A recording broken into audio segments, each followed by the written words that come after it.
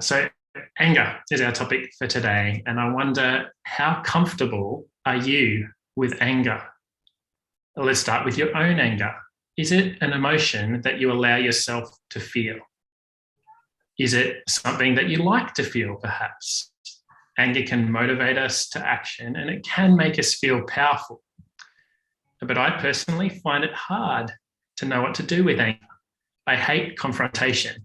So some years back, I had a conversation with a young woman at a shopping centre, and she wanted to sign me up for regular giving to the Cerebral Palsy Alliance. And I was honest with her. I said, Hayley and I, we don't make financial commitments without talking things through together. And I thought she listened and understood. But then she proceeded to take me around in this full circle and come back to apply pressure for me to give. And so I decided to walk away. But when I was returning my trolley, I was worked up. So I actually gave her a piece of my mind. I told her that I didn't appreciate the fact that I felt she deceived me, that she hadn't respected what I'd said. And I felt that she'd misrepresented her cause. And I don't think I was probably out of line. I was just honest, and I didn't think she handled that well. But I walked away all tense, and I drove home and I couldn't stop thinking about it. Was I out of line? Had I handled it okay? Or had I done damage? So I'm just not comfortable with this emotion of anger. But how about others' anger? Are you comfortable when others are angry around you? How do you respond to that? Perhaps at times you're like me and you want to run away and avoid others' anger at all costs. Anger feels like a threat to your existence, and you don't feel safe around an angry person. But then I'm actually also capable of a different response to it, and maybe you're like me in this way as well. Perhaps you want to rise to the occasion. You respond to anger with anger. You fire back an angry grenade, or you kind of hunker down in a bunker and find whatever ways you can to defend yourself. But whether we like it or not, anger is part and parcel of our experience. And it's worth asking, what is anger? Well, it's something that we feel, but it's actually connected to saying that's wrong. It actually involves passing a judgment on something. And our judgment can be right or it can be wrong. So think about this. It's not fair. We've probably heard that lots of times in our houses in lockdown, at least if we've got young kids and there's children with siblings at home. But what's behind that response? Well, it's I want. Perhaps it's I want that lolly. Johnny has that lolly. I don't have what I want. This isn't fair. Track the logic? So anger often relates to wanting something and not getting it. But what about other situations? I think of deep damage that's done to another human being, dehumanizing kind of things. Maybe it's some form of verbal abuse, let's say. I think there's something in our hearts that cries out, that's not fair, that's wrong. And yes, it is. Someone made in God's image has been sinned against. There's a right place for anger. And today we're zeroing in on what light Proverbs gives to these moments of anger. We'll largely be looking at our own anger and a little at how we respond to the anger of others, as Proverbs does address that a bit too. Now remember, Proverbs gives us a window into these crossroad moments. It's designed to help us see the difference between wisdom and folly. And it woos us by showing us the beauty of wisdom. But before we get into the detail, I just want to address us as listeners. So I assume that many of us listening in are Christians, and we understand that the wisdom that Proverbs talks about is shaped around knowing God. We know him personally, and we know that Jesus has come to rescue us. We know that rescue firsthand, and now we live with him as our head, our leader. We set him apart as Lord. We fear him and live our lives under him. So in that context, Proverbs gives us some contours for daily living. It helps to flesh out how following Jesus shapes out every day. But I'm also anticipating that some may listen in, either on Zoom or online, who are not Christians. And if that's you, I want to say that these instructions that you hear today, that they won't make you a Christian. But I think what they will do is they'll flesh out the beauty of God and his ways. So if that's you, my challenge is not for you to work hard to improve yourself by putting these things into practice. But instead, I want you to ask, does this teaching have a ring of truth to it? Does it resonate with my experience? Is there some real beauty and wisdom here that I'm drawn to? And if there is, you're actually tasting some of the beauty of Jesus. After all, he embodies all that wisdom is, and he lived it out in his life among us. So there might be something more to picking up on some of this wisdom and kind of making it part of your philosophy of life. You might like to do that, but I'm suggesting there's probably something more going on here. It might be that there's something more than you bargained for in Jesus that's really worth pursuing. Now, last week, I started with a bit of an orienting verse. And today, if you take nothing else away, listen to the insight of Proverbs 14, verse 29. It captures something central about anger. Whoever is patient has great understanding, but one who is quick-tempered displays folly. Do you hear the two paths there? The path of wisdom, it involves patience. The path of folly involves a quick temper. As I did last week, I'm going to look at three threads or kind of categories of what Proverbs has to say about anger. It's not everything it has to say. It's a bit selective. It's some of what it has to say. And these are the three categories that I've chosen for today. So firstly, good anger. God is angry. He hates things and he judges. And likewise, we're actually called to hate certain things. The second one, slow to anger. The wise are slow to get angry, and fools, on the other hand, are quick-tempered. The third thing is we're to cultivate peace. The wise aim for peace, not strife or hatred. And so that's kind of where we're going. So the first one, good anger. I said God gets angry. He judges and he hates things. And likewise, we're called, as we get to know him, to hate certain things. And we see this in Proverbs. So in this way, Proverbs assumes a place for good anger. And that's really important for us as we start to think about anger this morning. So listen for the way the Lord takes a stand against these things in Proverbs chapter 6, verses 16 to 18. There are 6 things the Lord hates, 7 that are detestable to him: haughty eyes, a lying tongue, hands that shed innocent blood, a heart that devises wicked schemes, feet that are quick to rush into evil, a false witness who pulls out lies, and a person who stirs up conflict in the community. Did you pick up on it? The Lord hates these things. He detests the things that follow. And hatred is an intense expression of anger. Last week, we saw this one, Proverbs 12:22. The Lord detests lying lips, but he delights in people who are trustworthy. These are strong words to describe a strong reaction, but it flows out of God's character. He is truthful. He is just. He loves what his hands have made. So he takes a stand against evil. It's an affront to him. And it's entirely appropriate for him to be angry, to hate what is bad. We sometimes think that anger is the opposite of love, as if for God to be angry is the opposite of him being loving. But indifference is actually the opposite of love. It's not caring.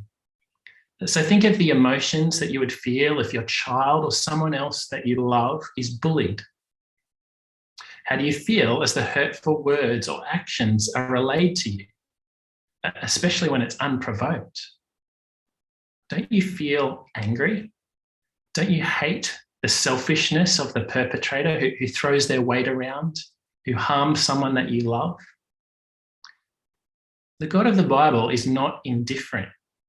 He enters into the experience of his people, and so much so that he became flesh and walked among us in the person of Jesus. And he wants what is good for you and for I. That means he hates what is not good. It also means he will judge what is not good. So we see something of God's judgment in the here and now in Proverbs. Proverbs 20, verse 14. The mouth of an adulterous woman is a deep pit. A man who is under the Lord's wrath falls into it. So someone falls for the smooth words of someone out to seduce. And in doing so, they fall into a deep pit. And this is the same thing as falling under the Lord's wrath. I think this is talking about temporary judgment. Ignore the warning in this proverb and you face the consequences. Play with fire and you get burned. But there's also an avenging judgment of God. So Proverbs 20, verse 22. Do not say, I'll pay you back for this wrong. Wait for the Lord and he will avenge you. What's going on here? Well, a person is wronged. The temptation is revenge, getting even. What's the counsel? Let's wait for the Lord. No wrong escapes his sight. His role is to judge, to avenge. And so we see other authority figures in Proverbs mirroring something of God's anger. So Proverbs 20, verse 2, a king's wrath strikes terror like the roar of a lion. Those who anger him forfeit their lives. Now, human authorities, they're not always just. Sometimes they're tyrants. Sometimes they oppress. But when they're at their best, they punish evil. They're angered by it and they hate it like God does. And they value what is good. Well, how about us? As people who are made in God's likeness, we also hate evil. So Proverbs 14, verse 17. A quick-tempered person does foolish things, and the one who devises evil schemes is hated. There are some things that we're right to get angry at. Consider perhaps being wronged by someone close to you. Look at Proverbs 18, verse 19. A brother wronged is more unyielding than a fortified city. Disputes are like the barred gates of a citadel. What's it like to be wronged as a brother? You feel things intensely.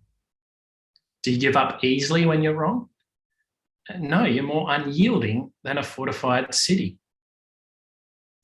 And this one, I just wanted to touch down on something that's mentioned in the Untangling Emotions book. I think this is really helpful. One of the things they say is that knowing God often involves for us growing in uncomfortable emotions. We grow in feeling the way he does about the things he cares about.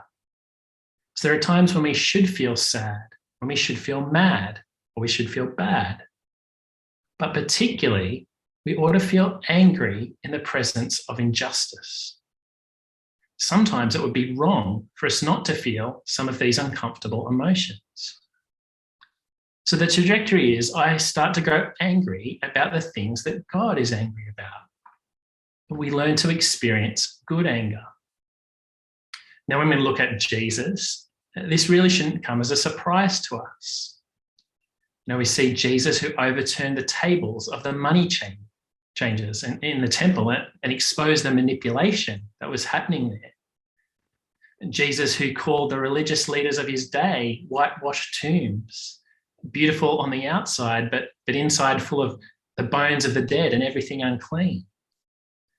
Jesus who spoke candidly about the reality of God's judgment. If your eye causes you to stumble, pluck it out.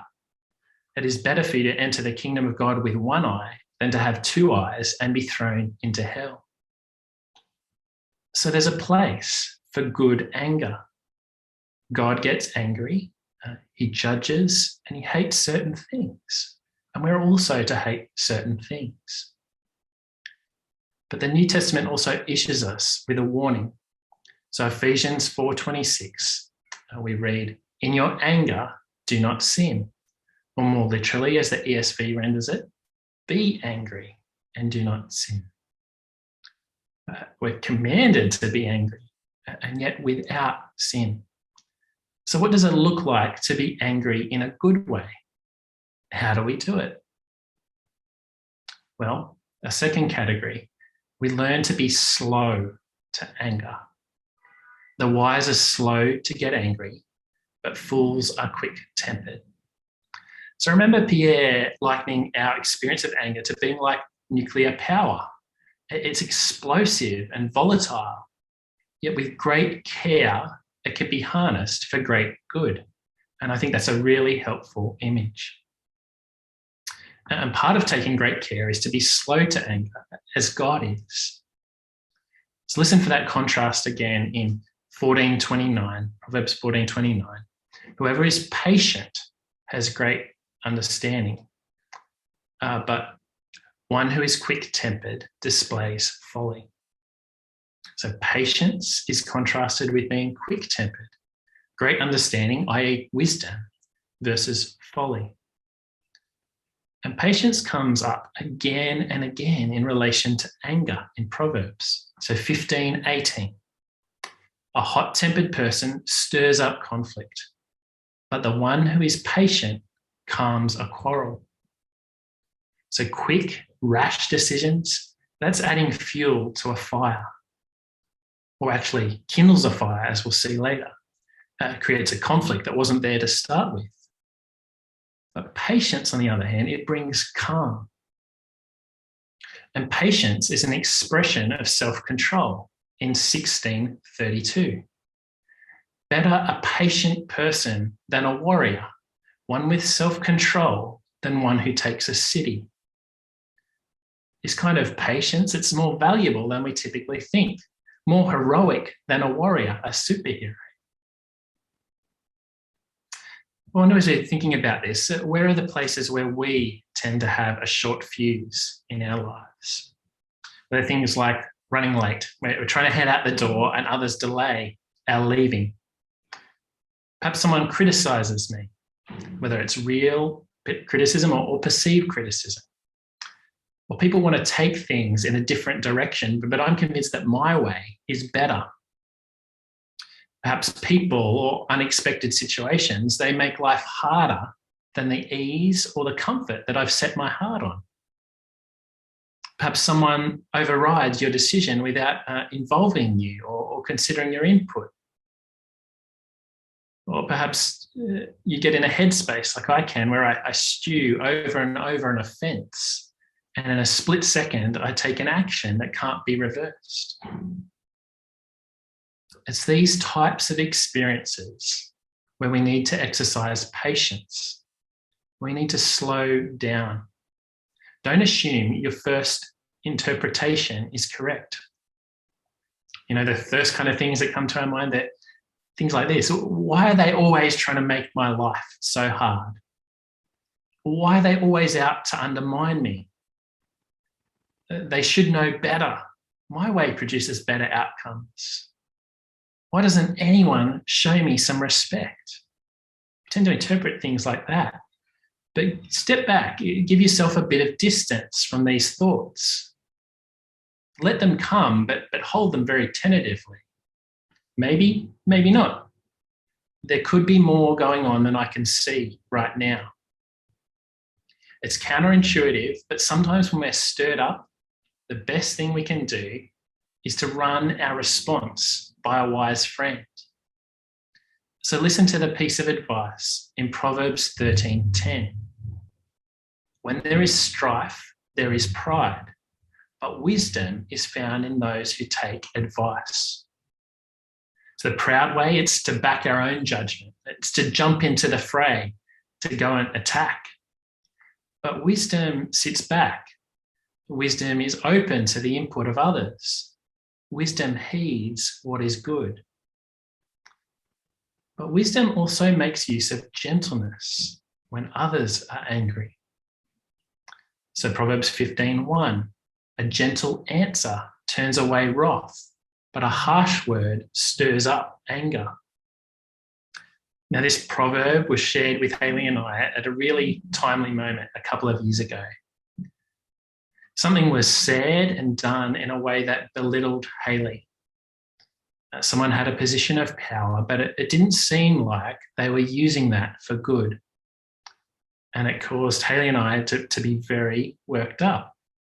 And there was a sense in which responding with good anger was a new thing for us. We had this new permission to feel, permission to put into words what happened and how that made us feel. But we felt that volatility of anger too, how easy it was to drift into bad anger. And we had an opportunity to meet with the person responsible. But before we did, we talked the situation through with a number of wise friends, and that included Haley's parents. And I think they picked up on the strength of our words, the intensity of them. They said something like this: perhaps violated, perhaps that's a bit strong. You don't want to add fuel to the fire. A gentle answer turns away wrath, but a harsh word stirs up anger. So we pulled back. It's not that we called wrong right, but in a very limited opportunity that we had to talk, we realised there wasn't much willingness, if any, for this person to hear our perception of wrong. So we accepted that for now, we'd hold our tongue. But Haley's parents also pushed us to think of the good of the perpetrator. So that doesn't always mean silence. It's not sucking it up and not speaking out. But as people who bear God's image, we're never non-person. So the wrong against Haley and I really was wrong. I'm not a non-person who should pretend that was okay. Our grievances really do matter. But at the same time, being heard and understood wasn't the only thing to consider. So in this case, given what was happening for this other person, it was hard to see how the timing of addressing the wrong was going to help them. There just didn't seem to be any capacity to listen and engage. Now, thankfully, the outcome of all of that was that we were spared some potentially negative outcomes by choosing to respond in a gentle manner. And things calmed down. Our response didn't further stir up anger. And I think what the Lord was doing, he was teaching us the value of restraint and the need to be even-tempered. So Proverbs 17:27, the one who has knowledge uses words with restraint, and whoever has understanding is even-tempered. What's even-tempered? Well, it's reasonable. It's not rash. It's not acting quickly in the heat of the moment. Restraint is an exercise of self-control. It's not being carried away in the moment. It's choosing to hold back. And sometimes patience means overlooking an offence. So Proverbs 19:11, a person's wisdom yields patience. It is to one's glory to overlook an offence. Now, a couple of weeks ago, this proverb came to mind. I'm going to title this story, Don't Mess with a Designer. But what had happened was I'd taken the day off from KCC, and I was behind where I wanted to be in this sermon prep on Proverbs for the Truth and Lies sermon, and I'd had a rotten night's sleep. And so I decided it'd be good to mow the lawn. Hadn't done that for a while. It'd give me some space to mull things over, as well as to get some exercise. But I found myself stewing about something, and it related to a KCC live stream event and the way that some of my design work wasn't applied as I'd intended. And when the event was on, I'd raised a flag with some that there were issues. It was a constructive response, which gave the team a chance to fix the issue. And then after the event, we had a chance to debrief. And it turned out the issues involved turned out to have a mixture of causes. So there were some technical problems that were just beyond anyone's control, and I get that. But there are also some exclusive decisions that were made by some contract employees on the day who didn't consult anyone. They just made some decisions on their own. And I felt an injustice over those decisions. I felt like the time that I'd spent preparing the graphics was just a waste. And I considered writing directly to the person responsible, expressing thanks to their efforts, but also pinpointing the issue and saying, we need to have a conversation about this. But I stopped myself because I realized there was an authority structure in the organisation. So I needed to have some constructive conversations with my manager and our immediate team, and they kind of shaped what we did for the next conference the next week.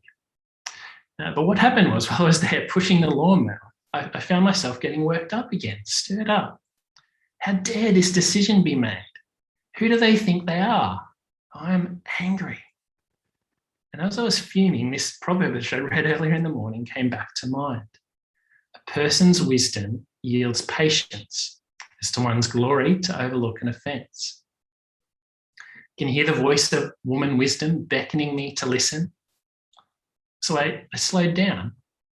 Was this in the category of something that I was called to bear with, not a sinned against issue? Was the Lord calling me to overlook this incident? Was it even a wrong, as I said earlier, or just something that I'd taken personally?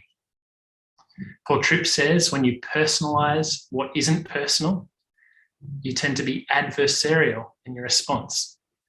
So when you take something personally, you make the other person into an enemy. I was certainly being adversarial. Now, it's possible that it would still be good for me to have a direct conversation with this person about the issue, just to clear the air, to facilitate ongoing relationship and recognition that we are believers together. But at that moment, slowing down was so helpful, and that proverb helped me regain perspective. Well, we've been looking at being slow to anger. The wise are slow to get angry, and fools are quick-tempered. And this is entirely consistent with James, the New Testament book of wisdom. Now, listen to how it echoes this thread of Proverbs in James 1, 19 to 20. My dear brothers and sisters, take note of this. Everyone should be quick to listen, slow to speak, and slow to become angry, because human anger does not produce the righteousness that God desires. I think it's worth just commenting here that human anger, it's not denying the place for anger, but it's looking at typically human anger turns into bad anger. And as those who are given new birth in Jesus, this is for us. This is one way we work out new patterns of faith and repentance. Well, a couple of Proverbs move us toward our third category. First, Proverbs 29:11. Fools give full vent to their rage, but the wise bring calm in the end. Notice the lack of restraint here. Fools don't hold back. They give full vent to their rage. They let someone have it. But wisdom works toward calm, peace. Being quick to anger leads to strife and quarrel, a very different end. So Proverbs 20, verse 3.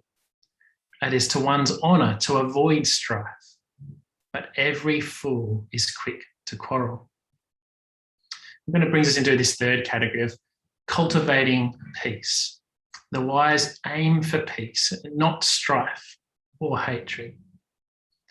So a bad anger, it creates unnecessary conflict. Proverbs 29:22. An angry person stirs up conflict, and a hot-tempered person commits many sins. An out-of-place anger, it stirs up conflict that wasn't there. Or put it another way, Proverbs 30, verse 33. For as churning cream produces butter, as the twisting the nose produces blood, so stirring up anger produces strife. What do you get when you stir up your own anger? Or perhaps as a meddler, causing trouble between other people, stirring their anger up. You get strife, an angry disagreement between parties, division, quarrelling. I think we know this from our experience that none of us tends to like an angry person, someone who likes finding fault, who insists they're always right or is on edge because nothing ever goes their way. So Proverbs highlights the repulsive nature of a quarrelsome wife. It comes up a number of times, but just look at this example, 27:15-16. A quarrelsome wife is like the dripping of a leaky roof in a rainstorm. Restraining her is like restraining the wind or grasping oil with the hand. Do you hear the exasperation? Of course, it's not that women are a particular target. It's just bringing to life the reality of someone who loves quarrelling and the impact on those close to them. There are actually people that love quarrelling. So Proverbs 26:17. Like one who grabs a stray dog by the ears is someone who rushes into a quarrel, not their own. What's going to happen by grabbing a stray dog by the ears? I've never done it, but I suspect chaos. And we get this image of kindling fire in Proverbs 26:20-21. Without wood, a fire goes out. Without a gossip, a quarrel light dies down. As charcoal to embers, as wood to fire, so is a quarrelsome person for kindling strife. So what's the solution? Proverbs 22:10. Drive out the mocker, and out goes strife. Quarrels and insults are ended. Without a quarrelsome person, when given to anger and causing trouble, strife is ended. And what's the absence of strife? Well, it's peace. So notice what's missing here. Proverbs 29:9. If a wise person goes to court with a fool, the fool rages and scoffs, and there is no peace. There's no peace. We've already seen that the wise bring calm. Proverbs 29:11 again. Fools give full vent to their rage, but the wise bring calm in the end. In Proverbs 15:18, a hot-tempered person stirs up conflict, but the one who is patient calms a quarrel. We saw the power of a gentle response. Proverbs 15:1, a gentle answer turns away wrath. So what are we cultivating? What are we sowing when we're characterized by good anger? We're sowing seeds of peace. And it's worth landing in a couple more verses from James in the New Testament, because James picks up this language of peace in chapter 3, verses 17-18. But the wisdom that comes from heaven is first of all pure, then peace-loving, considerate, submissive, full of mercy and good fruit, impartial and sincere. Peacemakers who sow in peace reap a harvest of righteousness. It's worth being really clear here. Peace isn't the absence of necessary conflict. Peace isn't the absence of necessary conflict. We talk through things. We work through differences. We rebuke one another. We develop patterns of owning our wrong and seeking forgiveness from another. But it's like what Haley said last week. Peace here is a deep-seated thing. It's not content to keep the peace, this surface level, and pretend that real issues don't exist, that are covering up. No, it's addressing real issues. It works through real issues to make peace. It seeks the good of everyone. In my don't mess with a designer example, can you see how this sowing in peace changes the focus? So when I was stewing or pushing the lawnmower, I was affronted. How dare this decision be made? Who do they think they are? I'm angry. But can you see the potential for strife if I continued on this path? But when I considered overlooking the offence, my thinking started to change. I started asking different questions. And the thing I'm left with is it necessary for me to work through this, to address it directly with this Christian brother? Is it necessary to establish peace? The focus has shifted from my perceived wrong, my being heard as being the main thing. It's moved to peace. Do we need to talk about this to be able to trust each other? So, third category is about cultivating peace. The wise aim for peace, not strife. Now, after the song for reflection in a moment, you'll be able to chat about just broad reactions to what I've said and what's been helpful or what questions this has raised. But for now, please join me in asking the Lord to help us as we wrestle with this emotion of anger and aim to move towards responding with a good anger, living out a good anger as he calls us to. Our Heavenly Father, we see this morning that you are angry in a good way. It's not the out of control anger we see so often in this world, but it's an anger that cares about things that are right and good, an anger that comes out of you entering into our experience and loving people deeply. We do ask that you might move us towards growing in feeling good anger when we need to do that. Would you grow us in being wise in the way that we handle those moments of anger, in learning to be patient, in learning to pull back, in learning not to jump to our first kind of conclusion or interpretation, and learning to be humble and learning to invite the wisdom and input of others. We do ask that you would grow us to be wise people who seek the peace of particularly your people, this church community that we're a part of, but also wider peace in our world with those we live with and interact with. And would you help us to be people who move forward with courage, who work through real conflict where it needs to be resolved, and do so as your representatives, seeking the good that you desire. And we ask this